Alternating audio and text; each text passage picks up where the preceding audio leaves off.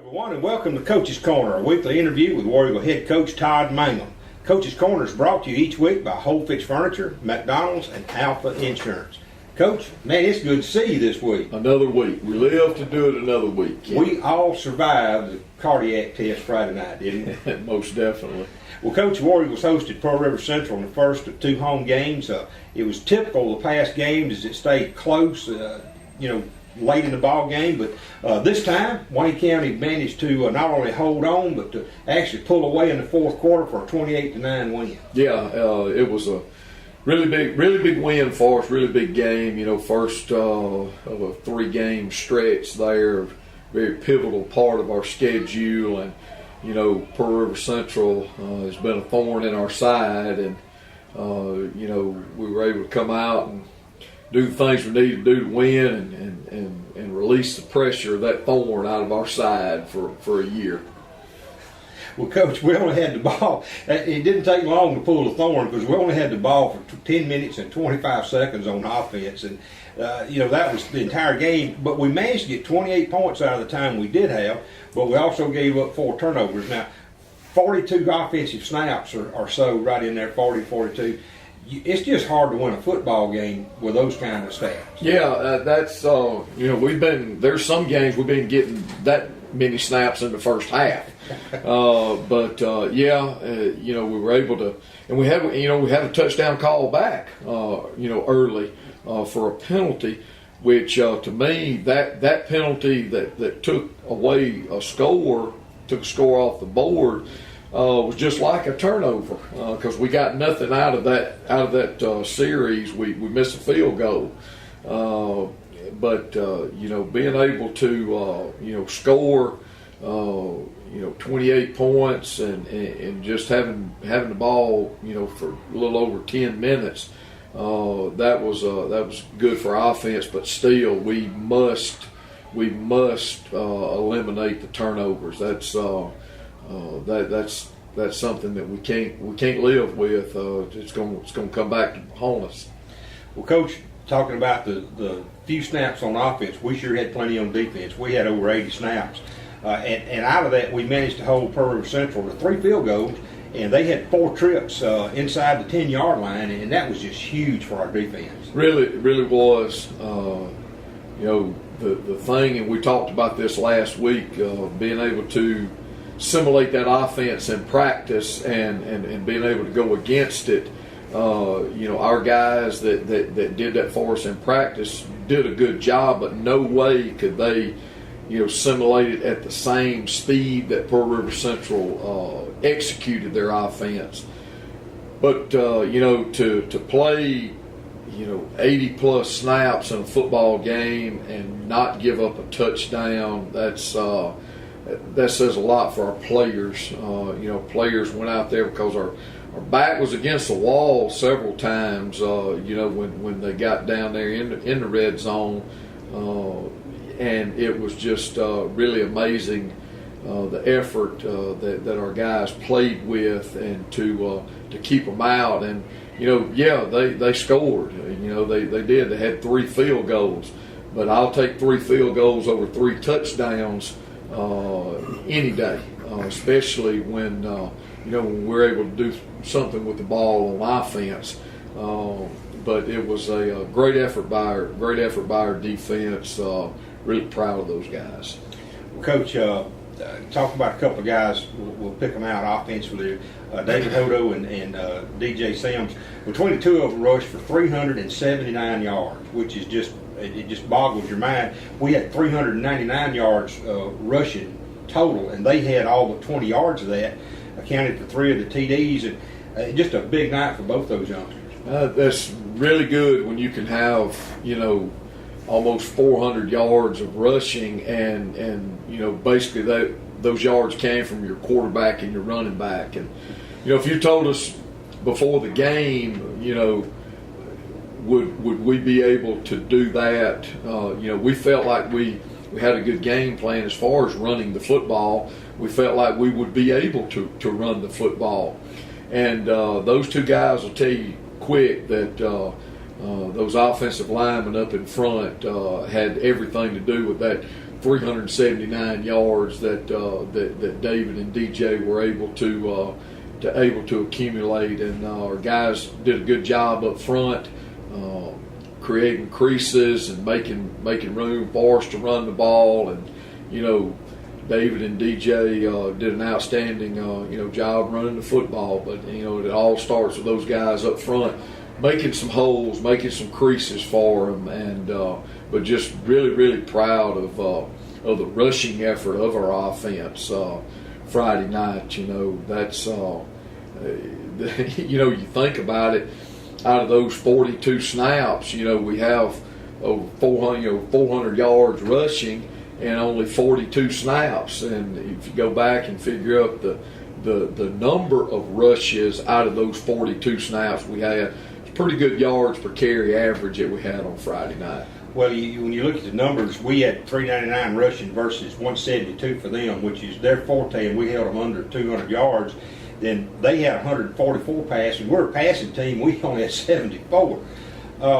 Coach, let's shift over and talk about defense for just a second as we close out here. There were so many standout plays and players on defense. If you got a couple of plays and players that stand out in your mind Friday night?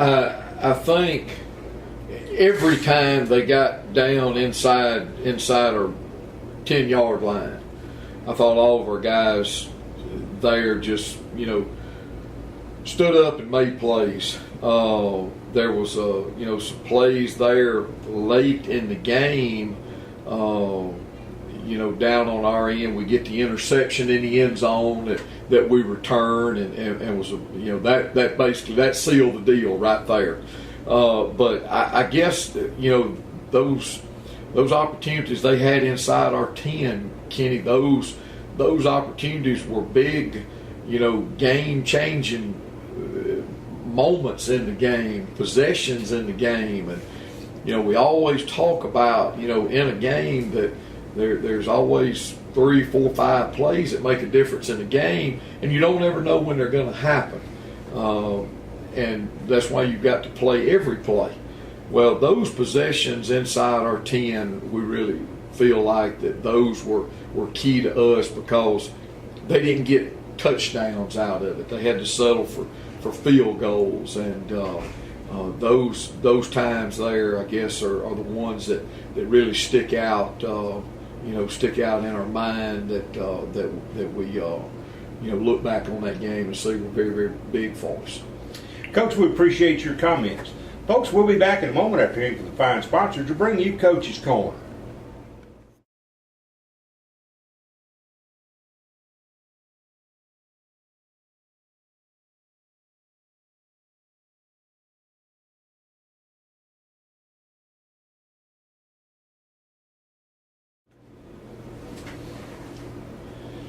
We're back with the second half of Coach's Corner.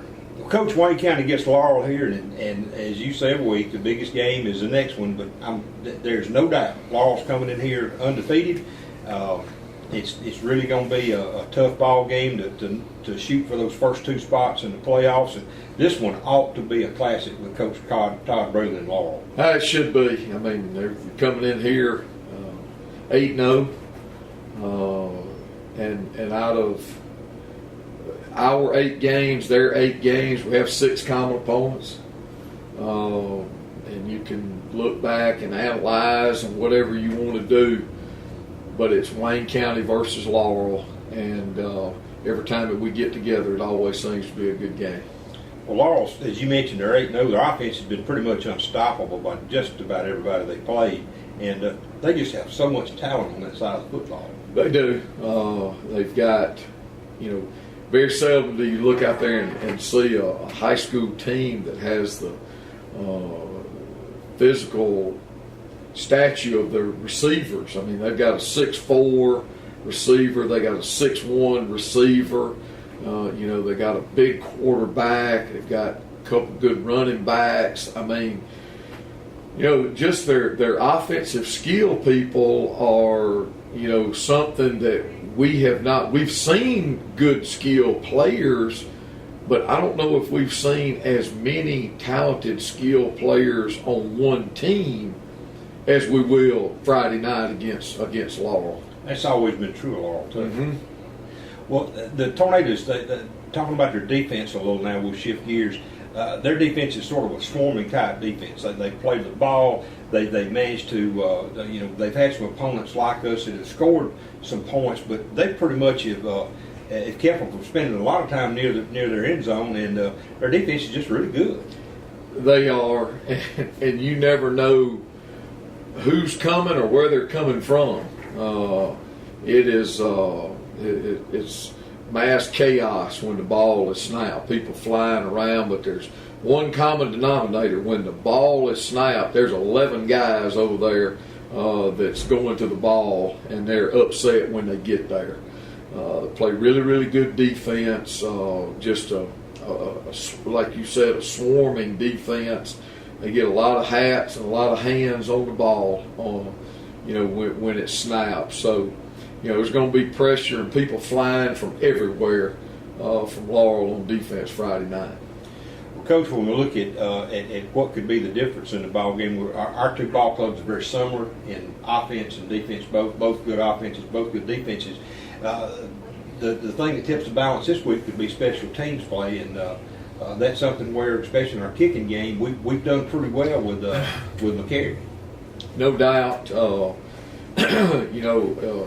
A kickoff return, an extra point, a punt return, all those things, are going to come into play when you have teams that don't turn the ball over, that don't make penalties, that play the game hard. Then there has to be some aspect of the game where it does come out, and special teams could be that very area Friday night. That's why when we have an opportunity to cover kicks, we got to do it. We got to be where we're supposed to be. And then when we have kicking opportunities, we've got to protect and block and snap and hold and do everything we're supposed to do to not let special teams be that deciding factor.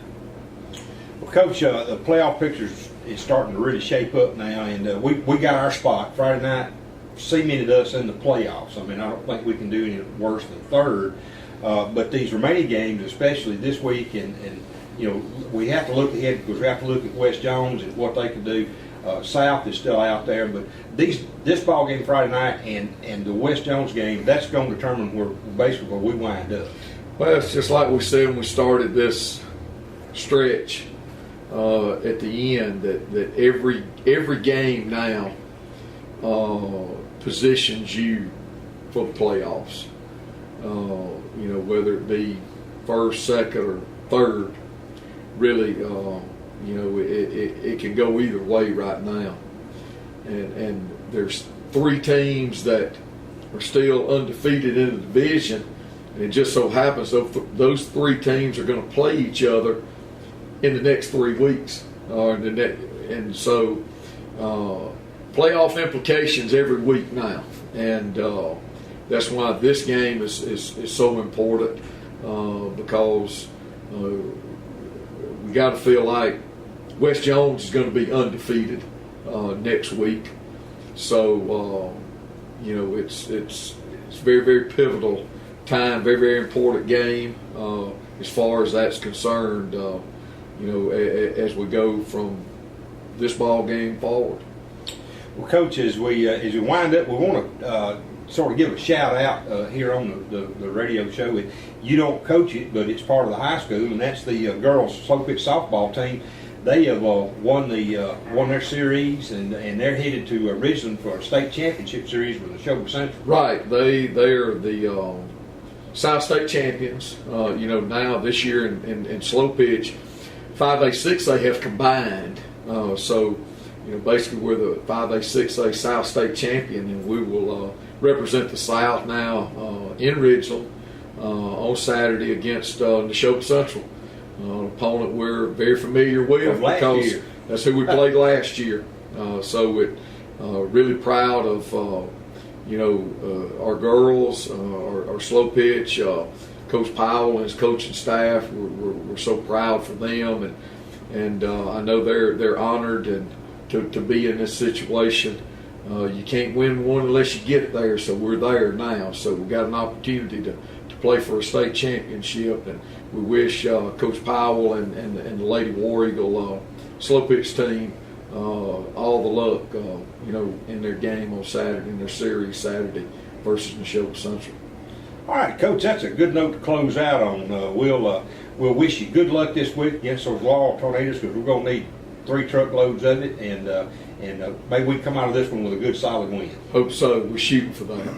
All right, folks, that'll bring to a close this week's Coach's Corner. Tune in each Thursday afternoon at 4:30 p.m. and again on Friday evenings 30 minutes prior to kickoff. I want to thank our sponsors again at Whole Fitch Furniture, McDonald's, and Alpha Insurance. For head coach Todd Mangum, this is Kenny Odom. So long.